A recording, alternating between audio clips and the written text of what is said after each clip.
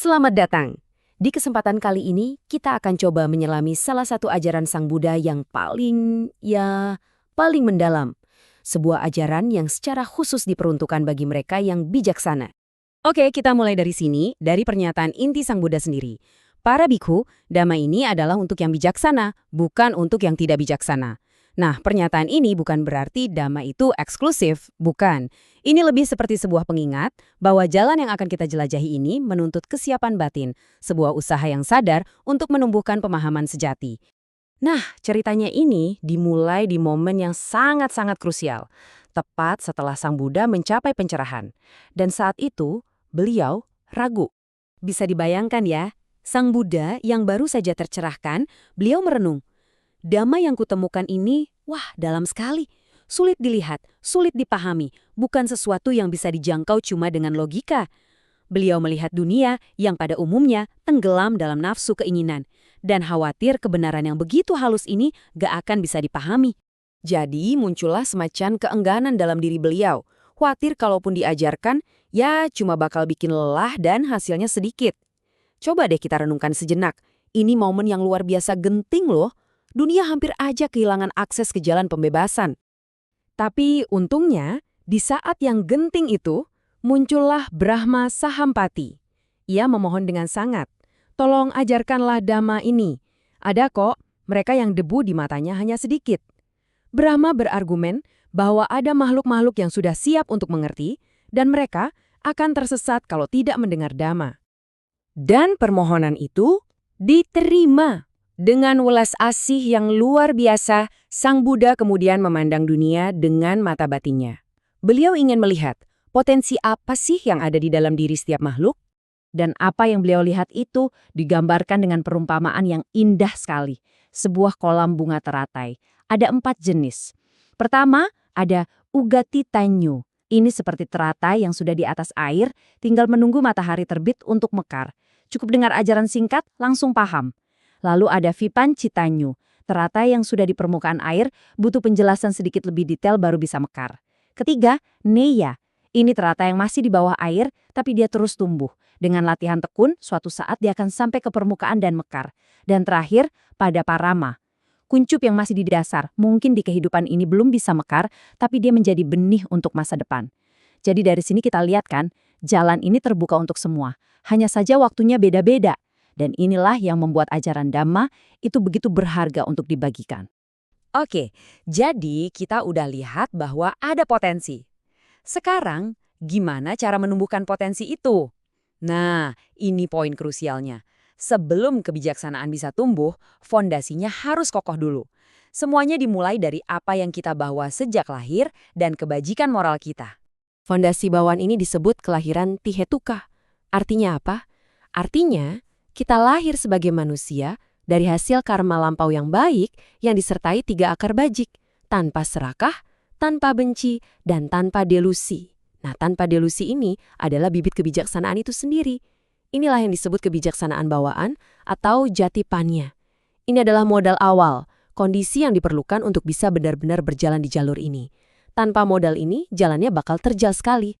Nah, di atas modal bawaan itu, kita harus membangun sesuatu yang namanya sila atau disiplin moral. Ada ungkapan, orang bijaksana yang kokoh dalam kebajikan, anggap saja sila ini tanahnya, tanah yang subur. Tanpa tanah yang subur ini, benih kebijaksanaan sebagus apapun, ya enggak akan bisa berakar dan tumbuh.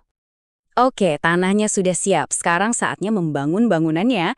Ada 7 pilar kebijaksanaan, 7 kondisi khusus yang kalau kita praktekkan, ini akan secara langsung menumbuhkan pencerahan dalam diri kita dan memperdalam pemahaman kita akan Dhamma.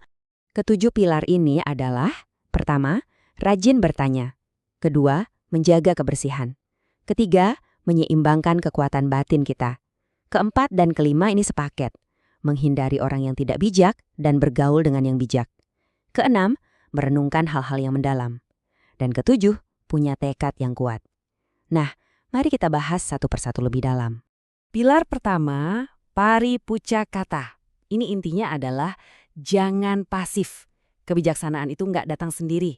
Kita harus aktif, dengerin Dhamma, diskusikan, dan yang paling penting, bertanya. gali terus maknanya sama guru yang memang paham, jangan cuma diterima mentah-mentah. Nah, pilar kedua ini mungkin kedengarannya agak unik. Fattu Visada Kiryata, artinya menjaga kebersihan baik fisik maupun lingkungan. Analoginya bagus banget. Bayangkan sebuah lampu. Kalau lampunya bersih, minyaknya murni, cahayanya pasti terang kan? Begitu juga dengan pikiran kita. Tubuh dan lingkungan yang bersih itu sangat mendukung pikiran yang jernih dan cemerlang. Jadi kebersihan fisik itu ternyata punya hubungan langsung dengan kejernihan batin. Pilar ketiga, Indriya Samatapatipadanata, ini krusial banget. Ini adalah seni menyeimbangkan 5 fakultas atau kekuatan spiritual kita. Ada keyakinan atau sada, ini harus seimbang sama kebijaksanaan, panya. Lalu ada energi, virya, ini harus seimbang sama konsentrasi, samadhi. Dan yang jadi wasitnya, yang mengawasi semuanya adalah perhatian penuh, sati. Kenapa harus seimbang? Supaya kita nggak jatuh ke ekstrim. Terlalu yakin tanpa kebijaksanaan, jadinya fanatik. Terlalu bijak tanpa keyakinan, jadinya kering dan ragu-ragu terus. Terlalu semangat tanpa konsentrasi, jadinya gelisah. Terlalu konsentrasi tanpa semangat, jadinya malas. Keseimbangan adalah kuncinya. Selanjutnya pilar keempat dan kelima. Ini satu paket dan dampaknya besar sekali dalam hidup kita. Hindari orang yang tidak bijaksana dan bergaullah dengan orang yang bijaksana. Kenapa? Sederhana saja. Orang yang nggak bijak itu akan menarik kita ke jalan yang salah, mereka cenderung menolak nasihat baik, dan ngobrol sama mereka, itu bisa bikin kebijaksanaan kita sendiri jadi tumpul. Sebaliknya, orang bijaksana itu membimbing kita, mereka rendah hati menerima masukan, dan bahkan cuma berada di dekat mereka saja, sudah bisa menginspirasi dan menumbuhkan kebijaksanaan dalam diri kita. Jadi hati-hati memilih lingkungan pergaulan. Pilar keenam adalah kerja batin yang sesungguhnya. Namanya Gambira Nyana Carya Pacavekkhana Tata. Ini adalah praktek untuk sengaja mengarahkan pikiran kita untuk merenungkan topik-topik yang dalam. Misalnya, apa itu batin dan materi? Apa itu nibbana? Merenungkan kualitas-kualitas Sang Buddha? Atau rantai sebab akibat yang saling bergantungan? Dan tentu saja 4 kebenaran mulia. Inilah cara kita mengasah pisau wawasan kita. Dan pilar terakhir, yang ketujuh, Tadadimu Tata. Ini adalah tentang membawa semua itu ke dalam kehidupan sehari-hari. Ini adalah tekad yang kuat, yang terus-menerus untuk menanamkan kebijaksanaan dalam setiap aktivitas. Mau lagi duduk, jalan, makan, ngobrol, di baliknya ada niat dan kesadaran untuk bertindak dengan pemahaman. Jadi latihan ini bukan cuma pas duduk meditasi aja, tapi 24 jam sehari. Oke. Kerangkanya sudah kita pahami. 7 pilar yang kokoh. Pertanyaannya sekarang, gimana cara mempraktekannya? Jawabannya, ada di pengembangan batin secara langsung. Atau meditasi. Jalan kebijaksanaan ini ditempuh lewat praktek meditasi. Ada samatha untuk mengembangkan ketenangan, dan ada vipassana untuk menumbuhkan pandangan terang. Tapi, ini ada tapinya, dan ini penting sekali, perjalanan ini mutlak butuh bimbingan guru yang ahli dan berpengalaman. Meditasi itu bukan hobi yang bisa dipelajari dari buku atau video saja. Tanpa instruksi yang tepat, banyak sekali jebakan berbahaya yang bisa membuat praktisi malah tersesat. Nah, sebelum duduk meditasi pun ada persiapannya. Ini penting sekali untuk menciptakan kondisi batin yang pas. Pertama, pastikan tubuh bersih. Kedua, murnikan lagi komitmen moral kita, sila kita. Ketiga, coba ingat-ingat perbuatan baik yang pernah kita lakukan, supaya muncul rasa gembira dan percaya diri. Keempat, dengan penuh hormat, kita persembahkan latihan kita untuk Buddha, Dhamma, dan Sangha. Kelima, kita pancarkan cinta kasih atau metta untuk melembutkan hati. Dan terakhir, kita renungkan tentang ketidakkekalan tubuh dan kepastian kematian. Bukan untuk jadi murung ya, tapi untuk membangkitkan semangat dan urgensi dalam berlatih. Setiap langkah ini mempersiapkan ladang batin kita agar siap ditanami. Nah, setelah semua usaha ini, fondasi yang dibangun, pilar yang ditegakkan, latihan yang tekun, apa hasilnya? Apa buah dari semua ini? Melalui praktek yang tekun ini, seorang praktisi akan mengalami sendiri secara langsung 4 kebenaran mulia. Bukan lagi sekedar teori di kepala, tapi sebuah realisasi. Kekusutan besar dari nafsu keinginan, istilahnya tanhajata, itu akhirnya bisa terpotong sampai ke akarnya. Inilah momen pembebasan itu, memahami penderitaan, tahu penyebabnya, mengalami lenyapnya, dan menapaki jalannya.